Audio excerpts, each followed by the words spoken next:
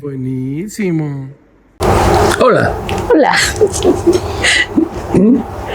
Tengo a alguien muy especial para mí en la vida, aquí al lado mío, en nuestro programa Conociendo a los Artistas de Galería Kiosco. No tiene nombre el programa, solamente lo subimos.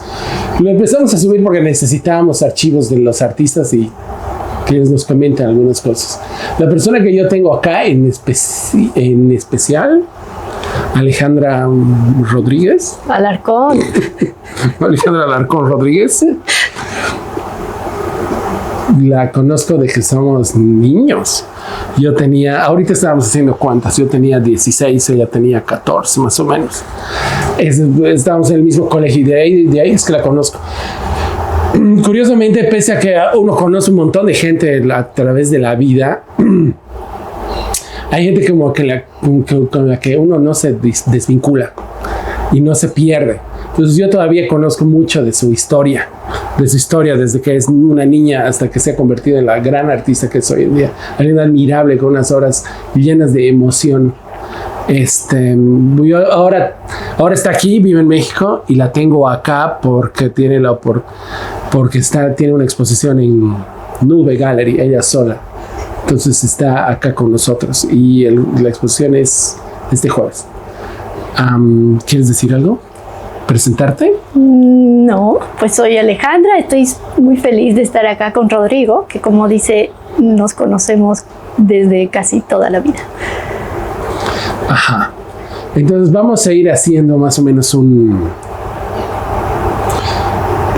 Empezamos a hacer este video porque necesitamos un archivo, que la gente nos hable y nos cuente quiénes son,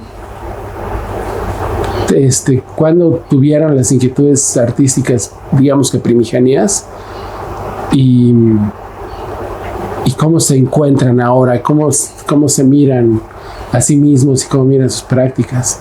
Estas entrevistas hemos tenido un montón de aventuras muy divertidas, como la entrevista de Ligia de Andrea, que tuvimos que cortar la mitad porque se rebasó de emoción. Pero entonces empecemos por lo primero. ¿Tu nombre completo es? Alejandra Alarcón Rodríguez. Teresa Alejandra Alarcón Rodríguez. ¿Naciste en? En Cochabamba el 4 de julio de 1976. Eres la hija mayor. El otro día he caído en cuenta que eres la hija mayor de 4. Uh-huh. Eres socióloga de profesión. Y después te fuiste a estudiar arte. Uh-huh. Terminaste. Eso tuvo que haber sido... ¿Qué año terminaste la universidad? ¿Te acuerdas? Sí, la de sociología el 2002 y la de arte el 2007. Hay un vínculo que a mí me parece interesante. Hay varias cosas que me parece que se conjugan en la obra. Están las acuarelas. Curiosamente... Nos cuesta hablar hoy en día de acuarelas en Bolivia porque se han quedado, por un lado, atrapadas en una historia de los años 80. Están las acuarelitas de siempre. Pero no han aparecido como artistas como tú que desafíen la presencia más paisajística de la acuarela. ¿Y qué opinas tú de eso? Pienso que en la formación en Bolivia, cuando entras a la escuela de arte, como yo que entré a la escuela Raúl G. Prada, la forma en la que te enseñan la técnica es la forma tradicional, que es la que conocemos, muy abocada al paisaje, al bodegón, y es pues una forma rigurosa de la acuarela, muy característica, que es una forma mojada. Y no todos los artistas han tenido luego que enfrentarse a darle una forma más contemporánea a esa técnica, ¿no? Entonces, cuando yo llegué a México tenía una forma muy clásica de pintar, pero sí tenía la técnica. Y desde lo contemporáneo puedes hacer que la técnica trabaje en función a otros parámetros que no solo son representar un paisaje o un bodegón. Creo que es por eso, ¿sí? No sé si respondo tu pregunta, sí. Pero sí. Ahora, cuando a mí me tocó llegar a México, estaba de moda más el arte contemporáneo, digo el arte conceptual, Entonces también lo pictórico era desdeñado en ese momento. ¿Y crees que ha cambiado la presencia mexicana? O sea, que ya... Ha cambiado, claro. Ahorita se ha movido a la pintura. O sea, ha habido un retorno a la pintura. Hubo toda una época en lo conceptual en que estaba de moda el dibujo en papel. Y me Eso tocó es llegar... más o menos el 2005, 2007. Que es cuando yo estudié. Entonces mi forma pictórica, que era en papel, sí tenía un espacio, sí tenía un desarrollo, y me tocó como otros artistas mexicanos como Marcos Castro, Rita Ponce de León, Mariana Magdaleno. Que son mayores que vos. Son de mi generación, que también trabajaban en papel con dibujo y con acuarela, pero no esta forma que tenía yo boliviana, que era muy húmeda. Claro, porque estaba muy de moda Marcel Sama en esa época. Estaba, ¿no? Exacto, sí. Sí, no la pintura, sí el arte conceptual y sí el dibujo, ¿no? Tú también estabas en esa época con los dibujos.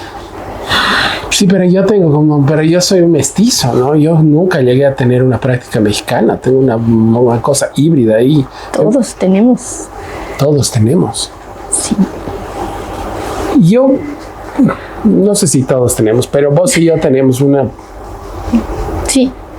Nos hemos quedado atrapados entre que evidentemente hemos empezado a experimentar en arte acá en Bolivia, y cuando nos hemos ido a estudiar en la universidad, ya esa experimentación se ha madurado como en una reflexión sobre el arte contemporáneo, ¿no? Sí. ¿Siempre has sabido que querías ser artista? Sí. ¿Sí?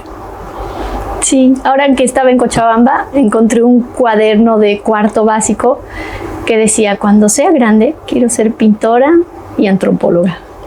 Digo, sí. Casi. Sí. Y Arturo Borda es su pariente, ¿no? Pero no lejano en relación familiar, pero sí lejano en el tiempo. Sí, sí. Generacionalmente, pues sí. Es mucho, mucho anterior. Sí. ¿Te acuerdas cuando murió Arturo Borda? Que yo no me acuerdo. Sí, 1953. Ah, o sea, se murió 3 años después de Cecilia Guzmán de Rojas. Sí.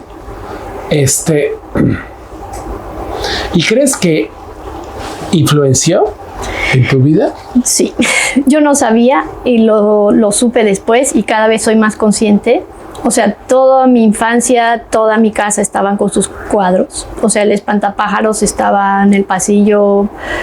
Hay una que es como de un cupido, los Illimanis, el mundo en llamas. O sea, todos sus cuadros estaban en mi casa por todas partes. Yo en ese momento no sabía que las otras casas no tenían esos cuadros. O sea, no era consciente de que eso sí puede, pues, alterarte, ¿no? O sea, como cambiar tu visión de lo que es permitido, de lo que no. Y luego hubo una edad, yo decía que no me gustaban, o sea, decía que no me influían, pero sí, cuando leí los libros de Loco, sí me contagiaron como, no sé, una valentía. Esos libros tienen como mucha valentía. En ese sentido creo que sí. Pero Arturo Borda ya en los 90s me acuerdo que ya se había convertido en una figura de culto, ¿no? Sí. Me acuerdo que en algún momento mi queridísimo amigo Oscar Jordán estaba me parece que escribió sobre... Es que él no sabía que habían bordas en Cochabamba, entonces cuando vino a mi casa dijo, wow. Entonces sacó una nota en Los Tiempos así de, hay bordas en Cochabamba, y ahí pues había muchas pinturas. Y sí, estaba así como si hubiera descubierto. Y también me acuerdo que llegó en algún momento el Pedro Querejazo a catalogar los cuadros. Sí, sí. Entonces sí hay una relación latente, familiar. Sí, o sea, hay retratos de mi papá, retratos de mi abuelita, retratos de mi abuelito. Mi papá tenía escritos, o sea, pues sí, era muy presente, pero también ideas familiares que continúan, ¿no? O sea, fue fundador del Partido Obrero Boliviano, no sé, como que uno al final se da cuenta de que sí te influye, ¿no? Formas de pensar, de entender el país. Sí. Entonces, ¿crees que tu trabajo es conceptual? ¿Cómo defines tu trabajo? artístico? Contemporáneo. En términos de la época. No, en términos de... ¿Estilístico? En lo contemporáneo, la técnica está en función al discurso. Hay una conciencia de por qué así con esta técnica, ¿no? Porque la técnica va a decir algo. Hay una elección, ¿no? No es fortuito, no es porque solo sé hacer eso, ¿no? Eliges, esto va a ser en video, esto va a ser animación, esto va a ser objeto, esto va a ser un libro de arte. Eso, para mí, eso es como tu posicionamiento contemporáneo, aparte de la época, ¿no? Contemporáneo en la forma de pintar también, y creo que sí, también conceptual. Conceptual, porque hay un discurso claro que define todo, que sujeta todo lo demás. Sí. Las obras de la Caperucita Roja las hiciste durante la universidad, ¿no? Sí. Fueron mi tesis. Fue tu tesis. ¿Quieres hablarme de ellas? Sí. Pues creo que fue como empezó una forma que encontré de trabajar, en la que podía mezclar lo sociológico con lo artístico. O sea, había un interés de construir ciertos discursos, pero a través de la imagen. Entonces, Caperucita fue como un buen lugar donde hacer eso. Luego lo repliqué por algunos años con otros mitos o relatos, pero siempre como con esta forma, ¿no? De desestabilizar estos discursos. Y ahí es que maduraste como la relación que hay entre el cuento de hadas, la influencia que tiene en la infancia, digamos, o en el público, y cómo esto puede como construir como presencias identitarias. Sí, y más que en la infancia, creo que en los adultos, ¿no? O sea, creo que son relatos que intentan moralizar, intentan domesticar a los niños adultos. Eran cuentos para adultos, ¿no? Que luego terminaron siendo de los niños, pero sí había un afán de decir bueno, malo, civilizado, incivilizado, ¿no? Y satanizar un poco lo salvaje o lo otro, o lo no doméstico, lo no domesticado. Entonces era como desestabilizar estos relatos que no solo son de los cuentos, estos relatos se reproducen luego en el cine, se reproducen luego en la literatura. Era desestabilizarlos, era decir, no están así, ¿no? Y no a un público de niños, ¿no? Sino más bien adulto. Pero entonces, para ponerlo más o menos en términos que la gente pueda entender, lo que haces es partes de la idea de la Caperucita y el lobo y la pones en conflicto. Sí. Es como en Shrek, que los pones en otra posición. ¿Te acuerdas de Shrek?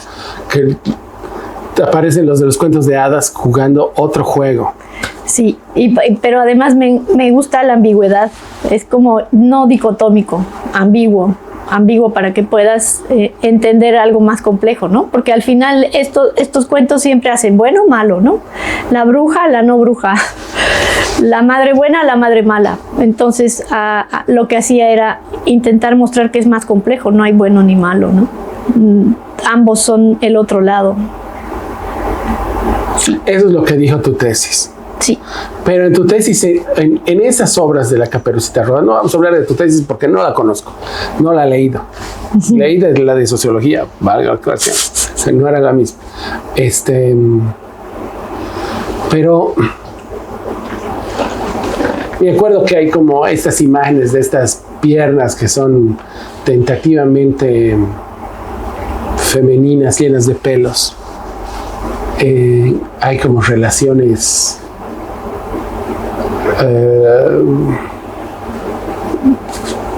hay ciertas relaciones personales entre el lobo y la Caperucita. Se construyen vínculos de muchas naturalezas entre el lobo y la Caperucita.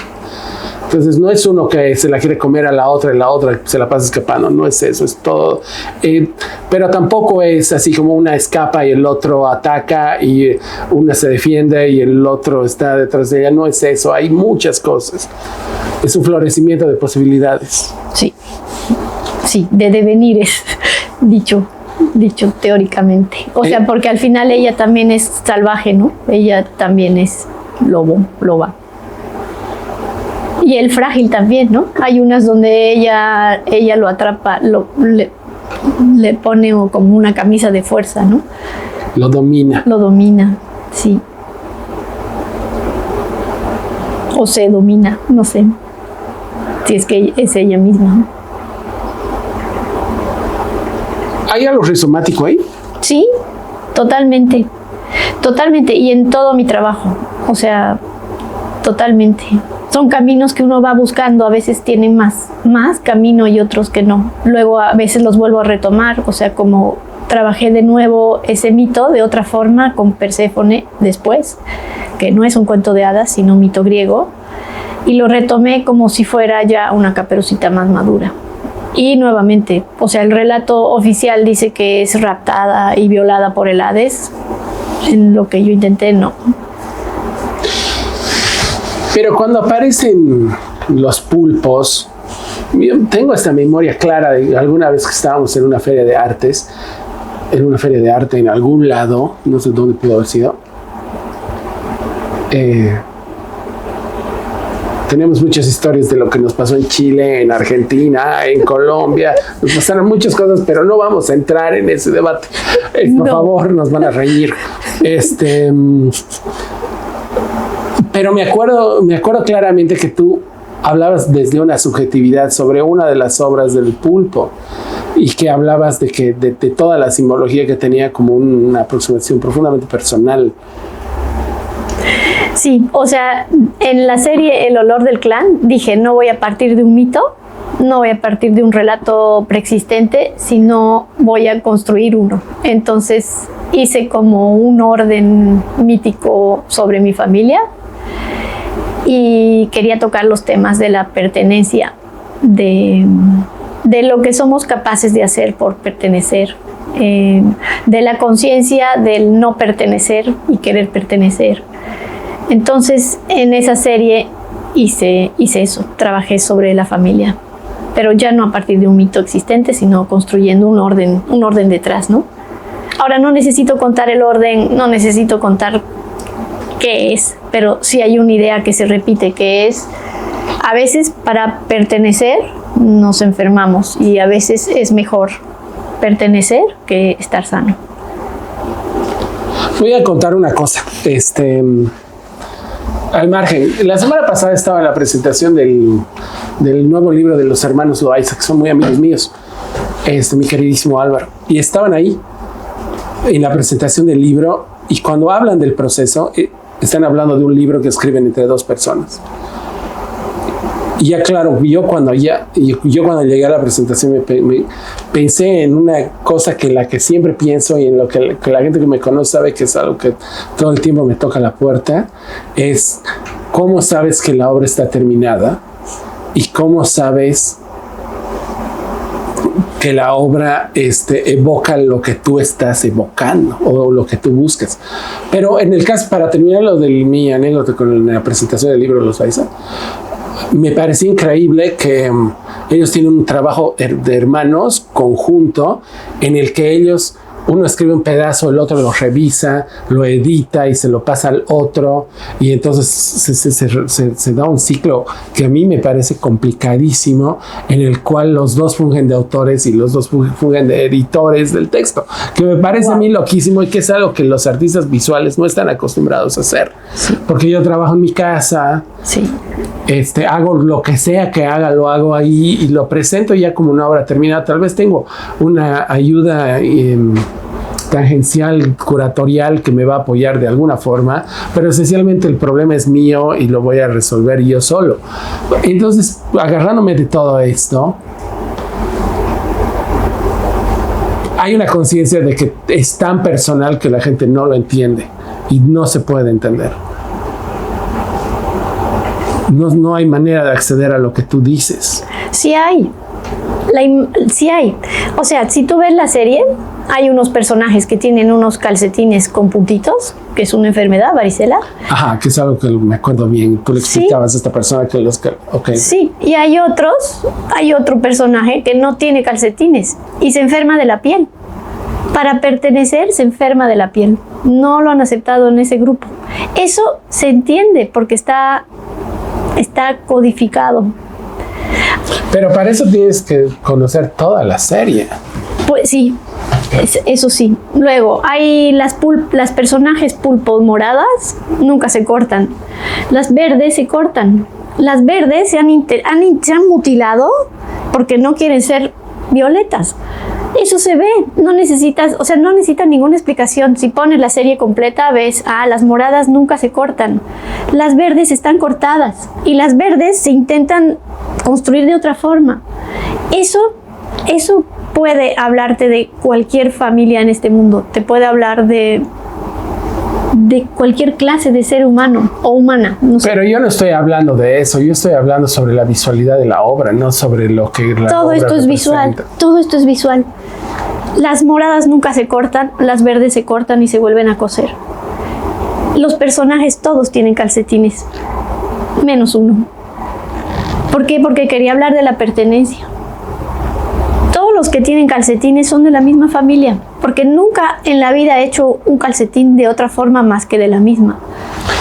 Ahora, he hecho pequeños guiños en que en otras series les he vuelto a poner los calcetines para que sean parte de la familia. Entonces no hay una obra abierta.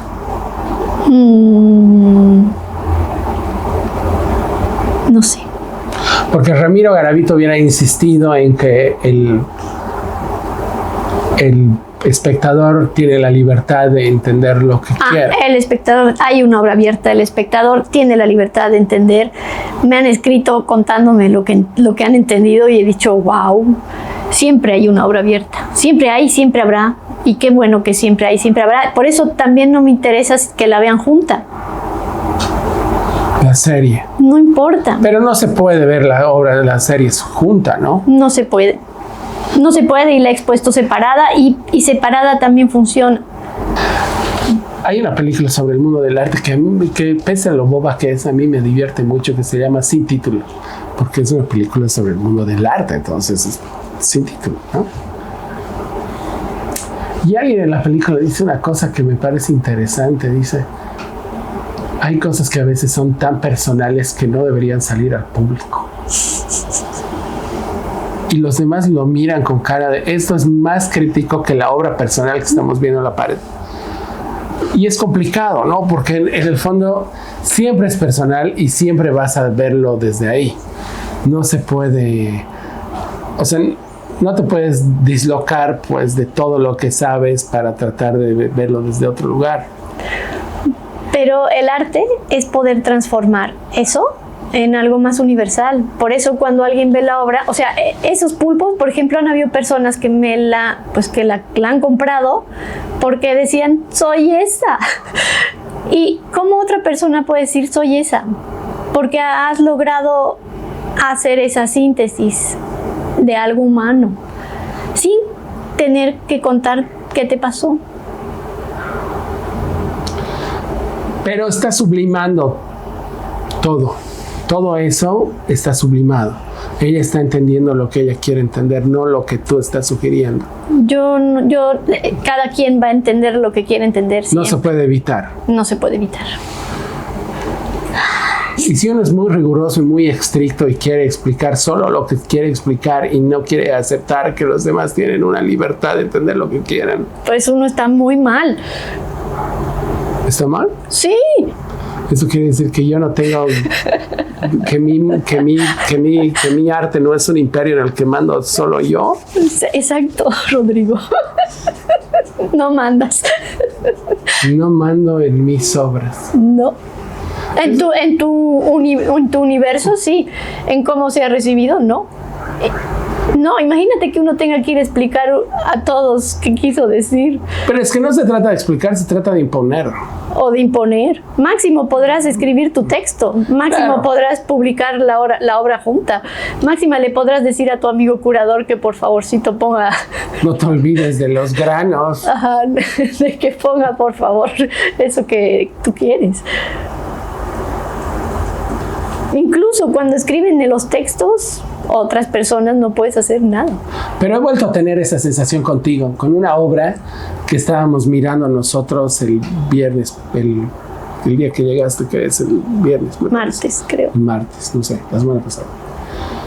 Y cuando vimos una obra de las sillas, yo la estaba viendo en su condición de dos sillas despegándose. Pero vos le estabas mirando desde tu propia autobiografía. ¿Y no? No me gustan. Tú me decías, no te gustan porque son de una época de tu vida que no te gustan. Y a mí no me gustan estéticamente. No importan las aventuras que estabas experimentando en esa época. No me acuerdo qué aventuras estaba experimentando en esa época. O sea, no me gustan. ¿No son de tu época en Chile? Sí. Sí son. Sí, pero no es que no me gustan por eso. Porque hay obras que he hecho en Chile que me encantan, como La Sirena.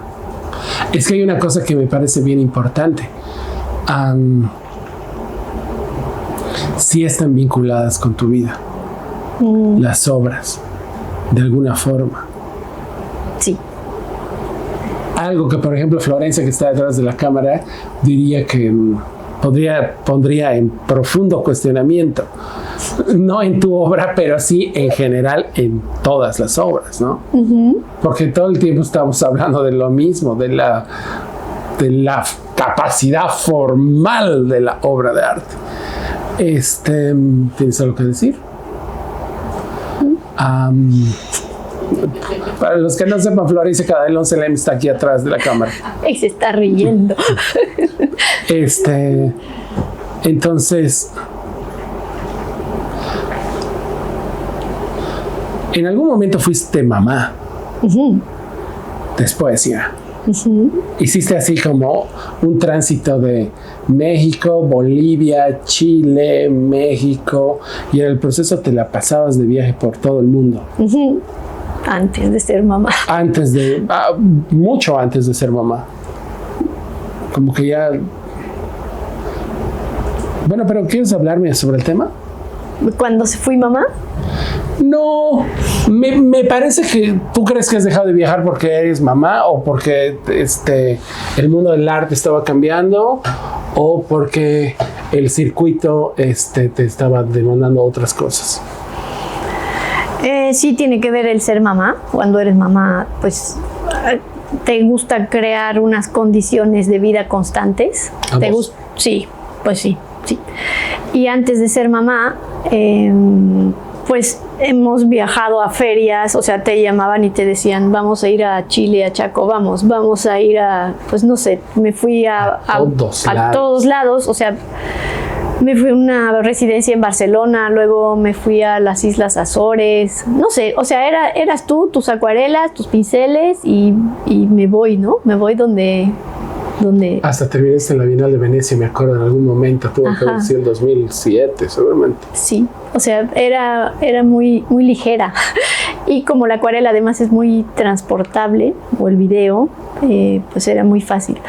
Sí influye tener una vida más estática. Ahora, también desde que he sido mamá he tenido apoyos para poder producir arte, y uno tiene que producir muchísimo. O sea, cuando uno tiene las becas del Sistema Nacional, tienes que pintar muchísimo. Entonces tienes que crear unas condiciones de vida en las cuales no te mueves, trabajas, ¿no? También creo que eso influye. O sea, estamos hablando del Sistema Nacional de Creadores del FONCA. Creo que ya no hay FONCA de por sí. ¿Hay FONCA todavía? No, se llama de otra forma. Entonces ya habías regresado a México y ya estabas viviendo en México. Y eso tuvo que haber sido después del 2014. El 2014 fui mamá, sí. ¿Cuándo te fuiste de regreso a México? El 2012. El 2012, cuando yo estaba así. Sí.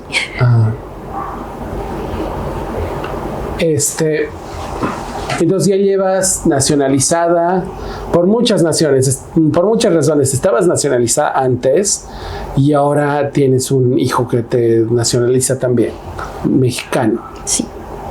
Y vives en el sur de la Ciudad de México. Sí.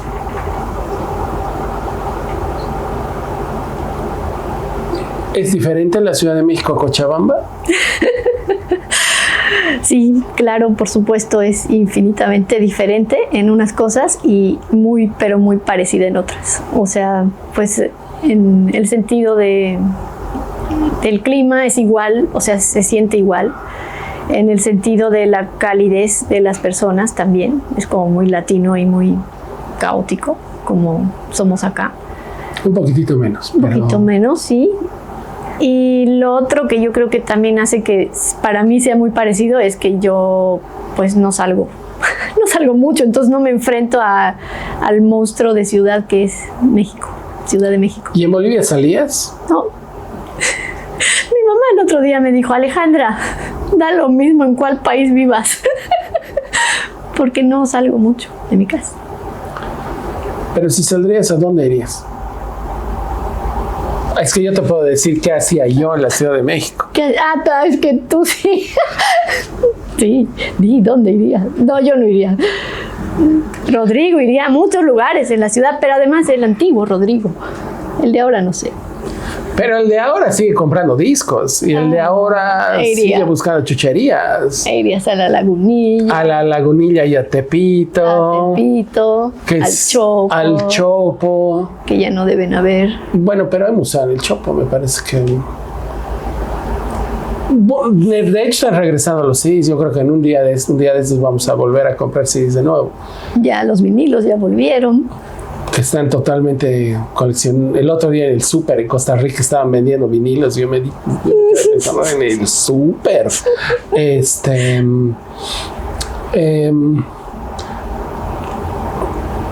¿Y de qué ya hemos pasado de las Caperucitas a los pulpos? En el proceso hay como una gran cantidad como de cuentos de hadas como Rapunzel. Y hay otras como narrativas por ahí. ¿Se han acabado los cuentos de hadas? Por ahora sí. O sea, sí, ser mamá fue un parteaguas. Me moví hacia... Hace 8 años, porque tu bebé ya tiene 8 años. 12 años. Sí. Me moví hacia los fluidos. Hice una serie que se llama El libro de la leche, el libro de la sangre y el libro de las lágrimas. En la de la sangre todavía trabajé con Perséfone, pero a partir de ahí, pues ya no, se volvió más corporal, justo así como la leche, la sangre, las lágrimas. ¿Qué? En este proceso, ayer vimos un cuadro que está metido por ahí. ¿Qué significa el corazón perruno? Significa... esta demanda se llama dime que me quieres. Significa el amor tóxico, demandante, voraz, que se escuda en lo romántico. Pero en ese caso, ¿tú eres el lobo o eres la Caperucita? No, ninguna, yo soy la que ha pintado. No soy esa. No soy la de dime que me quieres, no. ¿No? ¿Dónde estamos? Sí, así, ¿dónde estamos? Exactamente, ¿por qué no me has llamado? Sí, así. Ya. Como que no había señal. Así. Entonces, pero ya no tienes las becas de creadores. ¿Cuánto duran las becas de creadores? ¿3 años? Sí, tuve una y luego tuve la Pollock y luego tuve otra. Sí. O sea, esas son, ahí se te fueron 7 años. Ahorita ya no tienes becas. No. Estás dando clases. Sí. Cuando dices que la pintura se ha puesto de moda en México, ¿significa que el mercado está recibiendo más pintura, que los museos están aguantando más pintura o que la gente está en sí más interesada en pintura? Pienso que hay más pintura, hay más permisibilidad a hacer pintura, hay más mercado para la pintura y también en los museos. ¿Y a qué te refieres con más permisibilidad? ¿Hay como espacios de...? Hay expos de pintura cuando antes eran quizás más conceptuales. Entonces me quedé pensando en una cosa que me parece interesante. Hay muchos corazones, ¿no? ¿Cuántos serán? No sé, no sé. Son 20. Con suerte. Porque ¿cómo haces en el proceso? Estamos hablando el otro día con tu hermana aquí y decía una cosa extraña, porque yo tengo en mi proceso, sí le sigo dando vueltas y me parece importante que la cosa funcione de alguna forma como tengo en la cabeza. ¿Cómo funcionan tus obras? Porque hay varias que se repiten, ¿no? Uh-huh. Pues pienso que hay unas ideas a las cuales vuelves y vuelves y vuelves, pero desde otro lugar. O luego vuelves, pero la integras a eso nuevo que estás pensando. ¿Pero es emocional o es enteramente formal? De pensamiento. Son ideas. O sea, ¿y el corazón? What does it mean? Pues hay un corazón con dientes, hay un corazón que en vez de decir te amo, dice temo. Hay unos huesos que sostienen una letra y late un corazón. Cada uno de esos son una idea. No la misma idea. ¿Y qué representa el corazón? Porque no es este corazón, ¿no? No, pues el que tiene dientes representa un amor voraz, representa dime que me quieres, no te quiero, ¿no? Lo contrario de lo que representa el amor romántico, ¿no? O el corazón romántico, ¿no? La representación del corazón que es te quiero. ¿Qué es pues el amor para vos? Es un vínculo. ¿Un compromiso? Un vínculo muy complejo en el cual te desdoblas, te salen todos tus yos, en el cual te unes, te vuelves uno y luego te cuesta separarte y saber qué eras. Es como nos relacionamos con todo, ¿no? Desde el amor de pareja hasta de la amistad, hasta el materno, al familiar. Uy, pero lo que acabas de decir es profundamente ambiguo, puede entenderse de muchas maneras. Pero exploro eso, ¿no? Exploro cómo te relacionas con el otro. ¿Cómo? ¿Qué pierdes de ti? ¿Qué de ti se queda en el otro? ¿Dónde acabas tú? ¿Dónde empieza el otro? ¿Cómo te recuperas cuando eso se separa o se divide? ¿Qué de lo que ves en el otro solo lo ves tú? Y es tu ilusión o tu deseo y no realmente el otro. Entonces, sublimas un montón de las reflexiones en las obras, en el corazón. Igual el corazón no es como el corazón de vaca, ¿no? Porque en los años 80 había un montón de esculturas con corazones de vaca. Sí. Pero la pintura del corazón que tú haces no es un corazón de vaca. No. No. Tampoco es un, ¿cómo le dicen a la comida esta del corazón de vaca? Anticucho. Es un anticucho. Es un anticucho. Sí.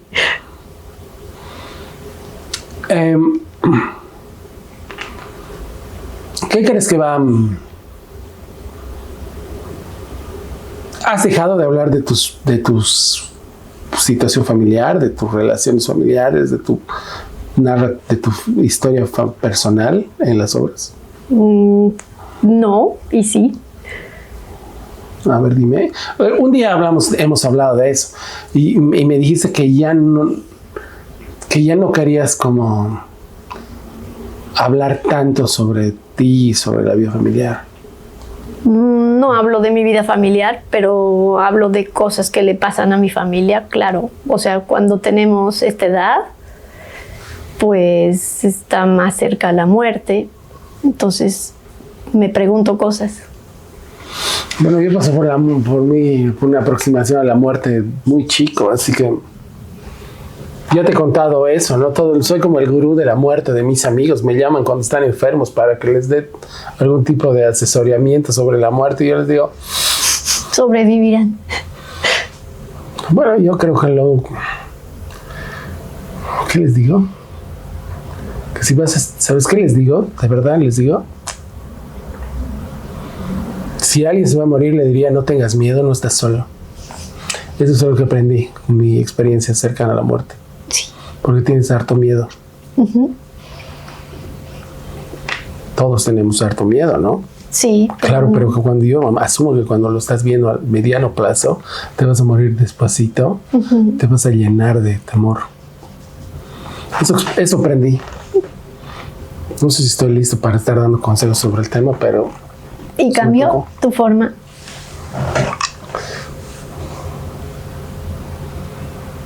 Oye, cuando me dijeron que me iba a morir, pensé que no era justo y me llené de confusión. Es confuso, ¿no? Pero no lo sé. Hacia el futuro, ¿qué viene? ¿Tú qué crees que va a pasar en el futuro? Espera, no vamos a hablar sobre el futuro de Alejandra Alarcón. Sobre la familia. Vamos a hablar sobre qué va a pasar con la inteligencia artificial. Que eso es una cosa de la que estábamos hablando hace un momento.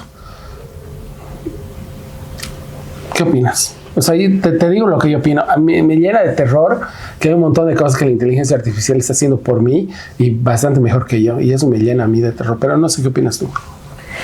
Pienso que es una herramienta que debemos entender, que debemos probar, que debemos usar para ver cómo no perdernos en ella, cómo hacer que no nos sustituya. Y pienso que es una herramienta que todavía no entendemos del todo. Pienso que todo este rechazo que hay está parecido al rechazo que seguramente tuvo la foto que sustituyó a la pintura o el Photoshop que llenaba todo de filtros, que en su momento era novedoso y luego era qué aburrido, no le pongas eso. Pienso que es así, pero más grande, muchísimo más grande. Pienso que tenemos que usarla a favor. Ahora, que vaya a sustituir al humano, no creo. No creo, o sea, sí es cierto que hace textos, pero no creo que tenga la sensibilidad humana o el sentido o la coherencia. Hace imágenes bonitas con un algoritmo del éxito, o sea, son tan bonitas que dices, guácala. Entonces pienso que como artistas tenemos que seguir partiendo de nuestra humanidad que tiene errores, y hacer cosas con la IA, ¿no? También. A propósito de eso, ¿qué crees que va a suceder con la lectura? Esa sí me parece infinitamente preocupante. Pienso que no sé qué harán los escritores porque cada vez hay menos gente que lee.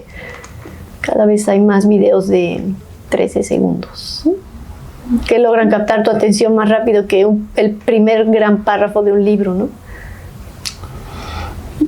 Y además hay que ponerle mucha atención al libro, ¿no? Sí.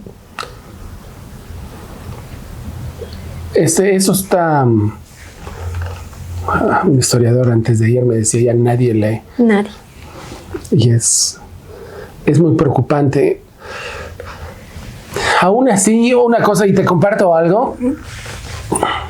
El otro día encontré una obra mía muy antigua. Y yo me quedé pensando, wow, eso es una reflexión muy profunda. Y me quedé como consternado con mi obra. Sin embargo, también me quedo pensando, esto no lo entendió, ni lo acabo de entender yo, ahora lo voy a difundir yo a través de mi nuevo entendimiento de la obra. Pero sin embargo, si no lo entendía yo, no iba a pasar totalmente desapercibido. Pero eso mismo me llena de confusión. Pero tal vez alguien le entendió antes que tú. Bueno, eso implicaría que se difunden las obras con cierto tipo de... que se hace difusión de las obras, pero si es una obra primigenia que poca gente conoció, puedes quedar ahí atrapado en la invisibilidad de tu propio ego, ¿no? No lo sé. ¿Qué crees que va a pasar en el futuro? ¿Cuál futuro? ¿De qué? Empecemos por el tuyo. Puedo pensar mi futuro cercano en seguir haciendo arte, en seguir preguntándose cosas, haciendo preguntas más que encontrando respuestas. Sobreviviendo también, ¿no? Sobreviviendo. Siendo artista. Sí, claro. Madre. Sí. Sí. Creo que a estas alturas uno no haría ni podría hacer otra cosa. De tu vida. De mi vida. Pues seguir haciendo lo que hago. En relación a todo, al arte, a la enseñanza, a ser mamá también, claro. Hemos sobrevivido. Yo le tengo mucho afecto a la época entre el 2007 y el 2013, en la que hay tantas obras políticas en este país, hay tantas obras, y tú también tienes obras políticas. Y la verdad es que yo creo que el arte político en este país, en esa época, es feroz. Es feroz, es violento, está lleno de miedo y confusión, hay un montón de cosas increíbles en el arte. Pero, por ejemplo, a nosotros, y eso te comento, creo que es importante, y vos me dijiste eso 2 veces, me dijiste que el texto que había escrito para la exposición en las pititas era demasiado agresivo y que iba a tener problemas, y yo me he quedado pensando en eso. El 2019, cuando escribí el texto que hicimos para la muestra que armamos acá, con un montón de los pósters y los memes y todo lo que se armó ahí. Y tienes un poco de razón, pero ¿qué pasa en el arte político? ¿Qué es el arte político? Pienso que todo arte es político porque tomas una posición, incluso la de no decir o no opinar es una posición. Ya, bueno, pero hay parte político en términos de la política de la sociedad. Es dar tu opinión, es tomar una postura, es decir, esto me parece, esto no me parece. ¿Y no es difícil eso? Es dificilísimo, más cuando vives aquí. Y más cuando es tan polarizado. Han habido momentos acá infinitamente polarizados en el que si te ponías acá ya no estabas allá aunque quieras, o aunque hayas estado allá, o hayas nacido allá, o te hayas criado allá. No, nos han maltratado mucho a nosotros el 2019. Nos han echado la culpa de todo. ¿Quiénes somos nosotros los que vivíamos en este país y estábamos como mirando las noticias? Nos han un poco culpado por no tener una posición política clara. Por eso te digo, un poco yo que he vivido, pues no sé, que voy 25, 26 años fuera, no me ha tocado ver de fuera, no desde dentro, no me ha tocado ¿cuál es tu lugar, no? No lo he vivido en carne propia. No, es horrible lo que nos está pasando en términos políticos, es muy confuso. Es muy confuso, es muy difícil tomar una posición. Yo escucho a María Galindo, a veces toma una posición tan cómodamente y dice, voy a agredir al que se me ponga enfrente, y a ratos no dejo de pensar que es un poco irresponsable, pero al final de cuentas alguien tiene que tomar una posición, es complicadísimo. No sé qué va a pasar, y tampoco con la política boliviana es difícil de saber. Sí.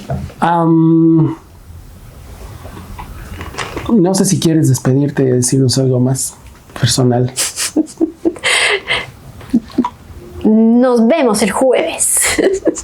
El jueves hay una exposición de ella, obras realmente evocativas, emocional y formalmente. Me parece que es una oportunidad para mí tener una exposición de ella acá, porque puedes ver las imágenes, pero cuando ves las obras originales no tienen aura, pero tienen algo, un corpus emocional que la verdad es que vale la pena experimentar. Hay algunos videos también por ahí, algunas animaciones que de hecho son misteriosas porque se hacen de formas que ella sabe bastante bien, que yo desconozco totalmente. Pero bueno, creo que va a ser una exposición emocionante, y te agradezco que estés con nosotros acá. Gracias a ustedes por recibirme siempre. Muchas veces. Gracias a todos.